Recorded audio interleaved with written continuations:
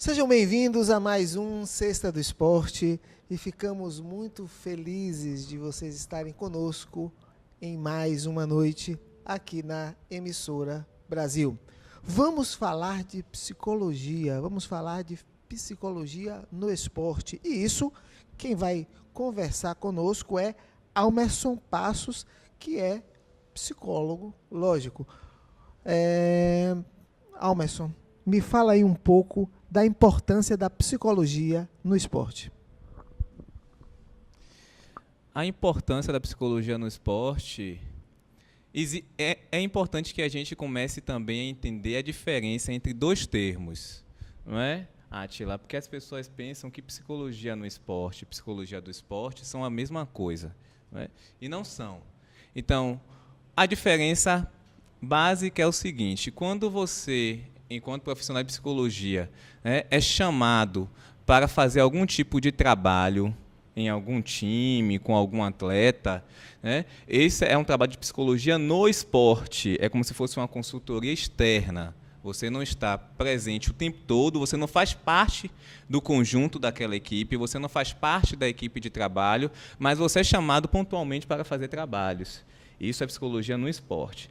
Psicologia do esporte, o que é o psicólogo do esporte? É aquele que é contratado pela equipe, e ele faz um trabalho priorizando o ciclo olímpico do atleta. Então, ele faz um trabalho preventivo, ele faz o trabalho antes a competição. Eu vou ter como base aqui os Jogos Olímpicos, antes os Jogos Olímpicos, durante os Jogos e depois.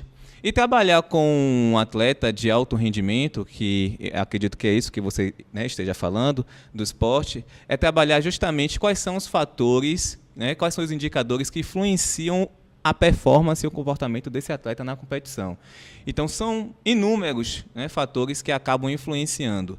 Talvez um dos principais fatores, por exemplo, seja a família, o contexto com o qual esse atleta vive, a nossa sociedade hoje, tentar fazer com que esse atleta entenda que ele não é o herói, mas sim um sujeito comum como outro qualquer, e que precisa dar conta das suas demandas, das suas responsabilidades sociais, como um sujeito onde a nação deposita muitas expectativas com relação à vitória dele nas competições. Então, o psicólogo, ele trabalha no esporte no sentido de fazer com que esse atleta ressignifique todo esse processo, perceba ele, suas imagens corporais, ele em si, e a atuação dele nesse contexto.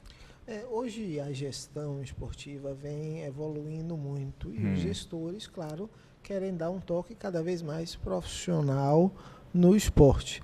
E aí eles hoje trabalham com fisioterapeutas, médicos, psicólogos, para que isso possa ter um resultado real.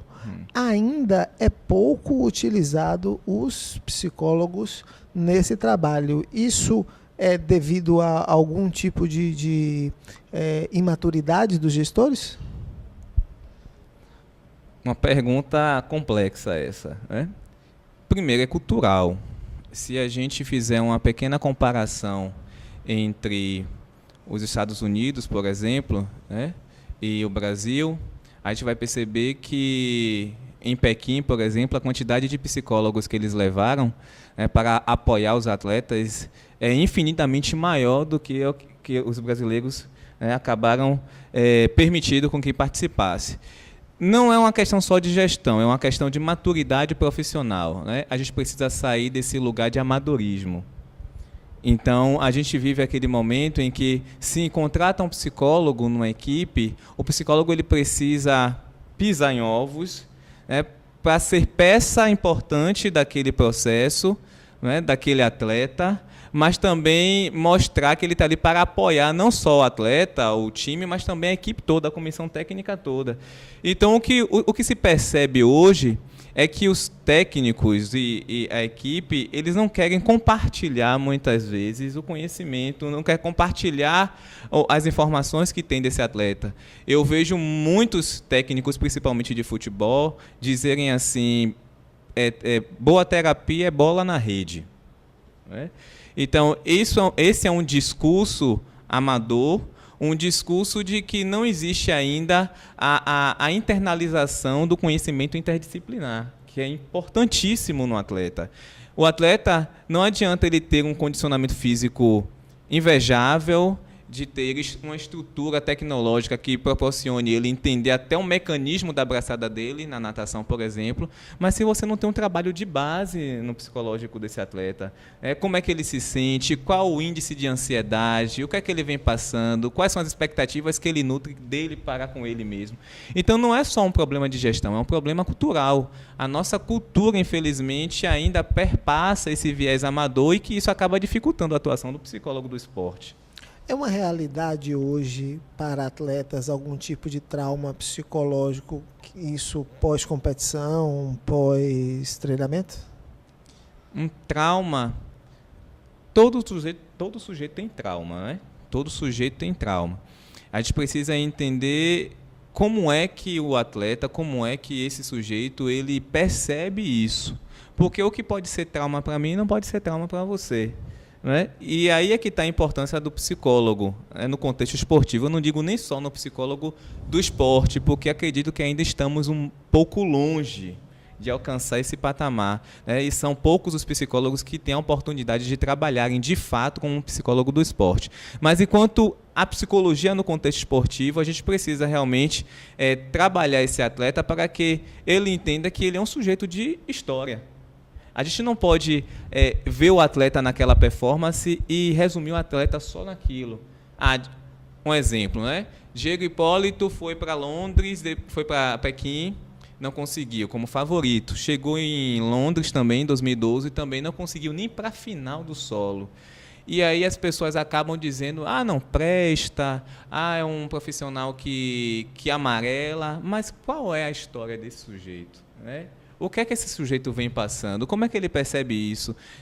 Quais os fatores de ansiedade acabam atrapalhando ele nesse contexto? Então, o atleta ele é um ser humano que tem demandas como qualquer outro. E a gente, enquanto profissional, precisa trabalhar isso, não só nele, no atleta, mas também com a equipe, de entender esse sujeito também como uma pessoa que não é perfeita. E a gente trabalha isso tanto no ciclo olímpico, tanto antes, como durante, como depois. Hoje, acho que as equipes que trabalham mais com psicólogos são as equipes de futebol. Sim. E você acha que a permanência, como você falou, real mesmo, ou seja, do acompanhamento desde o início até o final, em todo o processo, ou seja, a pessoa ser parte da equipe, isso tem uma influência em resultado? Total. Se a gente começar a fazer uma pesquisa, a gente vai perceber que os psicólogos que são contratados pelas equipes, no caso aí, as equipes futebolísticas, eles não atuam com a equipe principal. Normalmente, os profissionais de psicologia, eles trabalham na base. É importante trabalhar na base, porque um menino que tem 14, 15, 16 anos, é ele que vai ser futuramente aquele sujeito que vai compor a equipe principal. Mas ainda, Átila, existem muitas resistências das equipes em admitir o psicólogo dentro da equipe principal, de trabalhar com a equipe, de trabalhar o atleta, o contexto do atleta. Ainda é muito complicado, principalmente aqui na Bahia. Se a gente fizer realmente uma análise aí, vocês vão perceber que as principais equipes daqui da Bahia, não todas, mas as principais, existe uma resistência de aceitar os psicólogos nas equipes principais. Então, é importante trabalhar a base? Assim como é importante trabalhar com os nossos filhos na educação deles. Mas ainda existe, sim, a dificuldade de entender que o psicólogo é uma peça importante, de que o atleta não se resume ao perfeito estado físico, mas também que existem os aspectos mentais, que influenciam diretamente no comportamento dele no campo, no comportamento dele no tablado. Então, ainda existe essa questão de resistir o apoio do psicólogo. Não só no esporte, mas eu acredito, no geral, a psicologia ela ainda não é vista como deveria ser vista na sociedade brasileira. Nós ainda somos, de fato, uma ciência que é vista como uma ciência emergente. As pessoas procuram a psicologia porque têm problemas. E isso acaba repercutindo também nas grandes equipes. Só procura um psicólogo para apagar incêndio. E o trabalho profilático, onde é que fica? E o trabalho preventivo, como é que fica? Não é? E conhecer aquele atleta, fazer com que ele entenda o que é que ele vai passar. Então, tudo isso acaba realmente dificultando pelo fato de resistirmos à atuação do psicólogo nos contextos esportivos, né? É importante que as entidades entendam a necessidade e a importância de fazer com que suas equipes tenham profissionais como Almerson para que possa dar apoio aos seus atletas, né? Temos aí como exemplo a FUB, a Federação Universitária, que hoje está trabalhando na prevenção dos seus atletas, tanto da parte psicológica quanto da parte de física, enfim. Então, esses exemplos precisam ser seguidos. Então, você acha, Almerson, que a Federação Universitária, nessa visão de antecipar, de trabalhar a prevenção, ela está correta na sua gestão? Muito mais que correta, ela está ética, né? Profissional.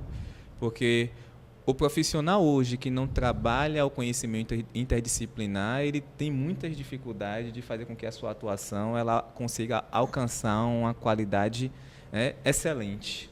Então, eu não posso conceber de forma alguma o atleta em apenas um aspecto dele.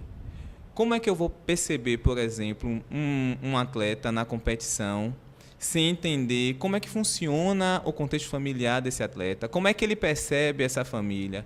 Existem tantos atletas que saem das suas cidades natais para tentar a vida em outras cidades, em outros estados e muitas vezes em outros países. Será que não percebemos que isso acaba dificultando também a performance desse atleta? Então, a atitude da federação, no sentido de prever e acabar tendo esse conhecimento interdisciplinar, isso, de fato, é um trabalho que acaba agregando valor não só ao atleta, mas também à Bahia, nesse sentido, não é?